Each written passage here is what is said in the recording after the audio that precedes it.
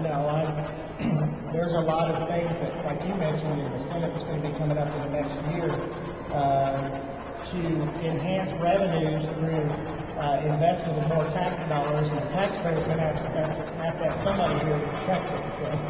So I'm gonna be working to protect the taxpayer. So following up on what David said, though, you basically used this same information when you spoke in July in West Plains. This is nothing new. You don't have anything specific today that's new.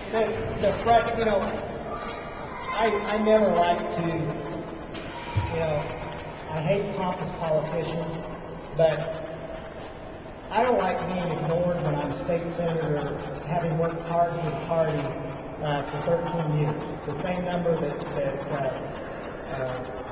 a lot more than some people have been in office. I was in the minority party in the Missouri House. I worked hard to put us in the majority. I worked hard for people putting them in the majority in the U.S. Senate.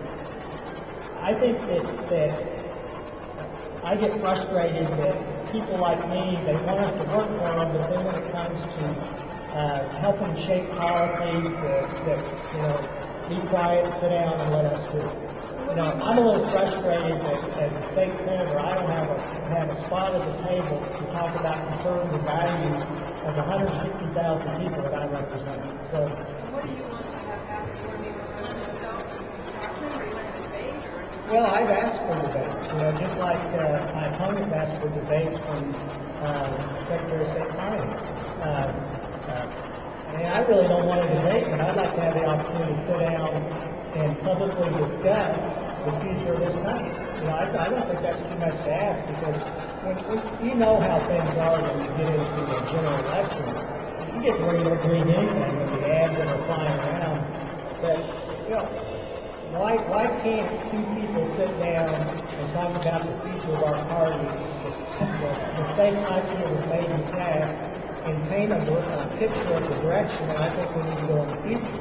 But I, as a Republican, when I look at my platform and see a balanced budget, no earmarks, is it not wrong for me to expect the people that I've worked for, that I've voted to put into office, to basically follow that platform?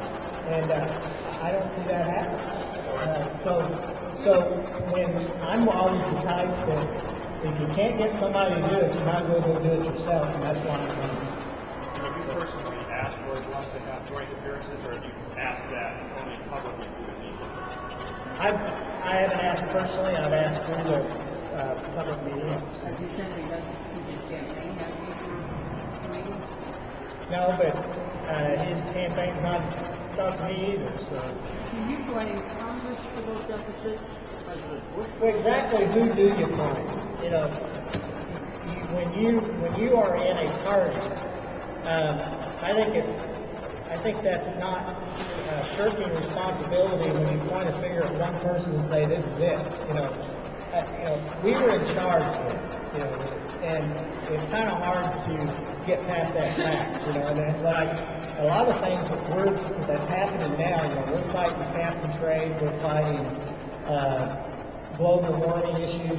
We're fighting those because I feel we didn't stand on conservative principles and allowed the other party to come in power. So I think that if we had actually done what we were supposed to do in those times, we wouldn't be in the position we're in now. Have you found any way to fund your campaign? We're working hard. We're never going to be able to outraise Washington.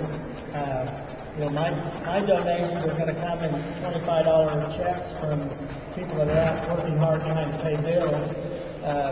But you will never compete with Washington politicians with Washington money. So you have to do other things, and that's a lot of ways through the grassroots and talking to people and getting the silent majority of people out there involved.